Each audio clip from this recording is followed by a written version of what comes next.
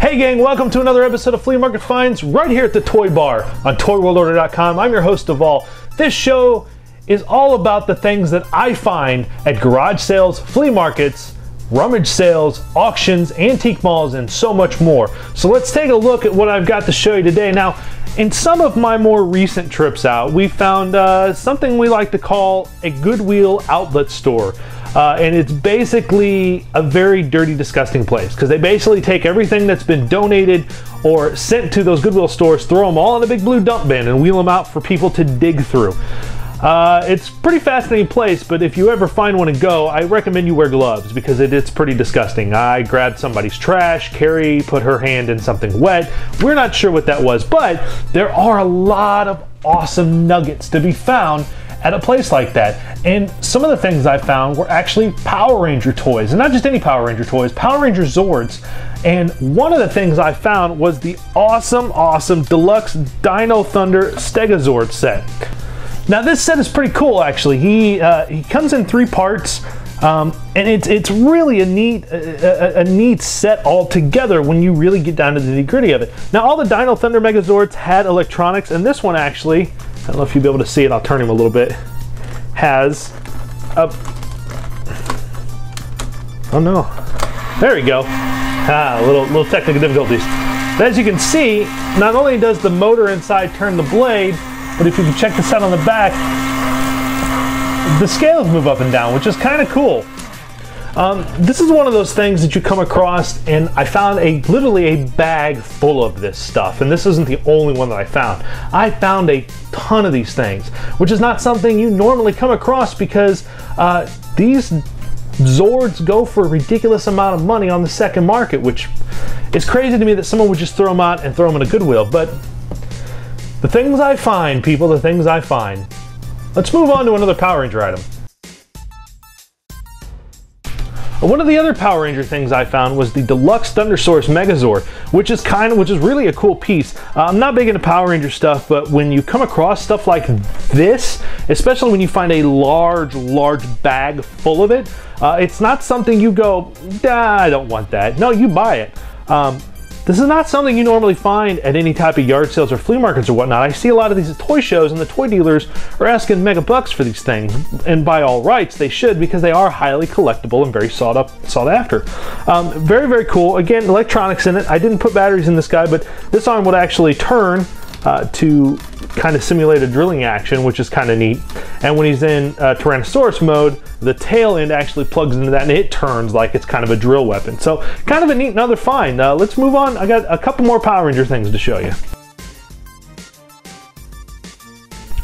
One of the last couple Power Ranger items I found was the complete Deluxe Blizzard Force Megazord, which made a brief appearance in Dino Thunder. A very cool set. One of those things that, again, like I said, when you find a bag full of them, you don't pass them up. And this one, again, has electronics in it, so when you turn it on, he'll actually spin his hand, whether it's the shield or the sword in his hand. Pretty cool, a neat set, a very cool collectible, and I can see why Power Ranger fans, why there's so many of them and why they gravitate towards these Zords, because again, it reminds me of Voltron, it reminds me of Transformers, of course, just like it's supposed to do, and it's very cool.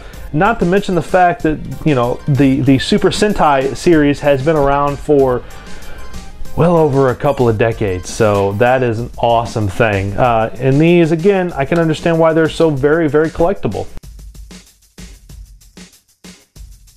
The last Power Ranger item I found was the Dino Morpher Power Ranger, the black Brachiosaur, which is kind of cool. Of course, with a couple flips, he transforms from Brachiosaurus to Power Ranger. A neat collectible. These were more geared towards kids than collectors, but again, it was one of those items that was in this bag of stuff, Power Ranger stuff, and of course, he's kind of neat. I like little transforming figures like this. It's kind of cool. And from one transforming figure, we move on from this one to another one. I've professed recently how I'm not much of a Teenage Mutant Ninja Turtles collector, but since the release of the Nickelodeon and the Classic series are now hitting the stores nationwide, I seem to find myself gravitating more and more towards Teenage Mutant Ninja Turtles items. And one of the things that I found was the awesome Mutations Mutating April. Now this is one of those things that I wanted when this first came out, never bought. Just never had the money for it, never bought it. But it was cool. I found it at a toy show. I paid a whole whopping $5 for it in the box. It was sealed. I'm not gonna lie, I cut the tape because I wanted to play with the son of a bitch. Again, another cool find and another item to add to my growing Teenage Mutant Ninja Turtle collection. And mostly I blame Chris Vint and Sween Halleck for this, because had it not been for you two, I wouldn't even think about buying turtle toys these days. So,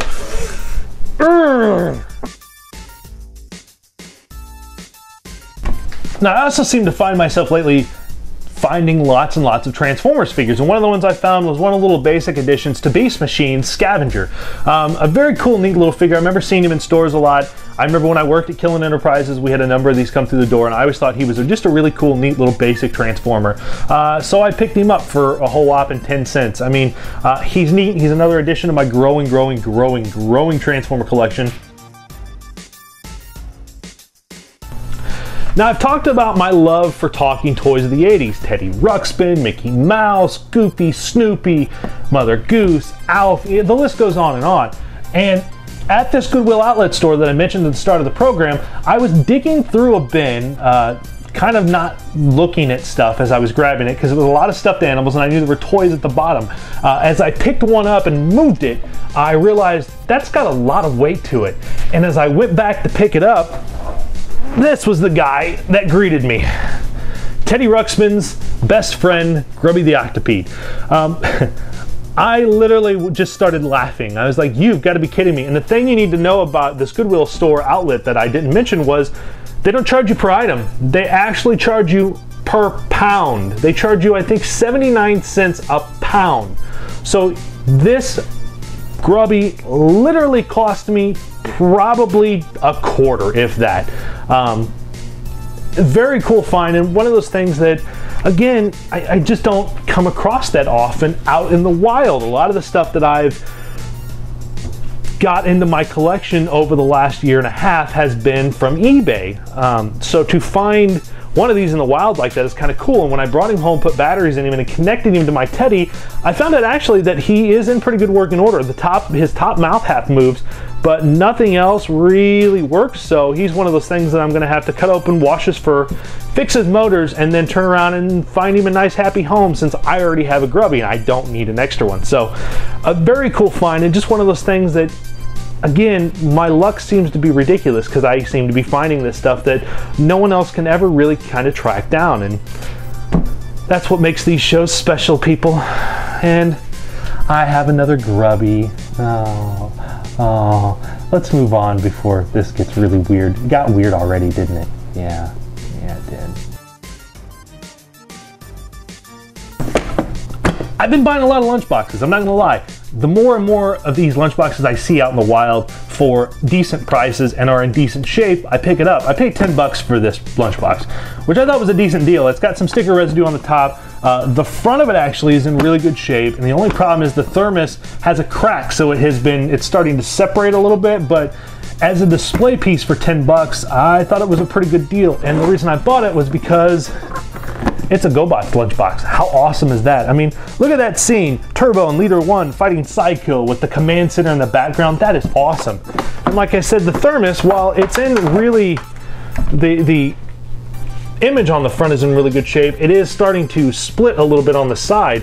You know, that's kind of sucky and kind of sad, but again, like I said, for 10 bucks, it's not one of those things I'm easily going to pass up and leave on the shelf. So this GoBots lunchbox gets added to my growing lunchbox collection. As you can see, all my collection seems to be growing with every episode, much to the chagrin of Carrie, which every time I come up with more stuff, she just shakes her head and goes, "Where are you gonna put that?" And I'm like, I don't know, but it's awesome, right? Let's move on.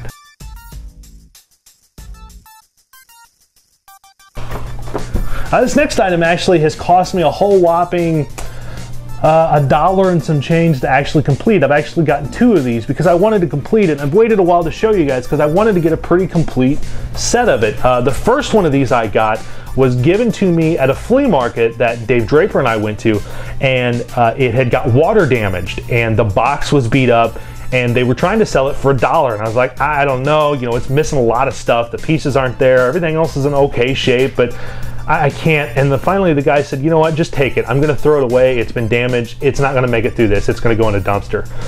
So I said, sure, I'll take it, you know, I'll take it home, why not? And then I started to look for another semi-complete set because I was only missing a few pieces. And I found one on eBay for 99 cents free shipping, so I bought it.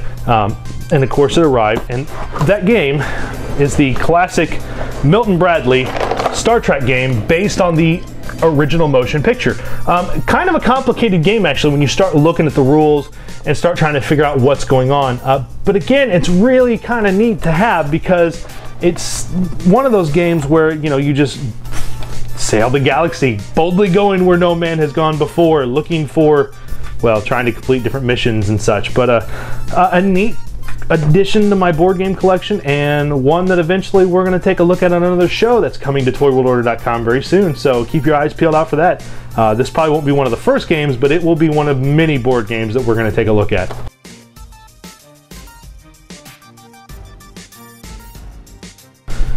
I'm going to wrap the show up this time showing you one of the cooler board games I bought in a long time. You know, I've talked about my fascination for 3D board games on this show many times, as I've shown quite a few 3D board games, and one of the classic ones was one that was out when I was a child, based on one of the most legendary movie trilogies of all time, the original one, not the new one. And if you're not following me where I'm going, you don't know your stuff very well.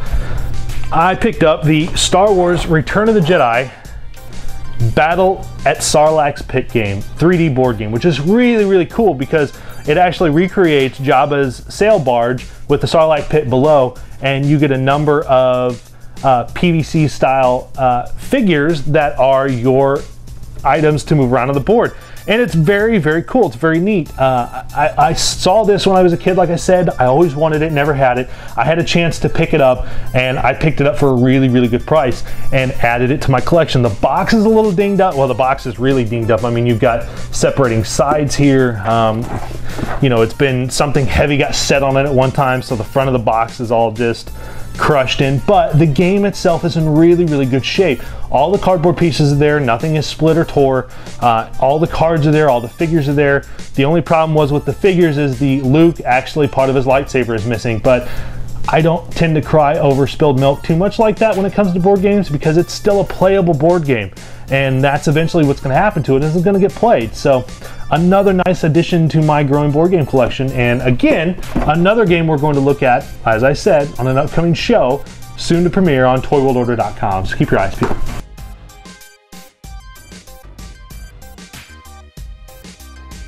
There you go, gang. That brings us to the end of another flea market finds right here on toyworldorder.com. I hope you enjoyed the show. I hope there was some cool stuff in here that got you kind of nostalgic feeling and has you going out and testing the waters in your neighborhoods, in your cities, in your states, in your countries, looking for flea markets, garage sales, antique stores, auctions, and so much more to find your little piece of nostalgic 80s treasure. So gang, until next time, this is Devall for toyworldorder.com. Make sure you follow me on Twitter at PuppetDevall. Check out the site, check out the forums. Until next time, gang, keep playing with your toys.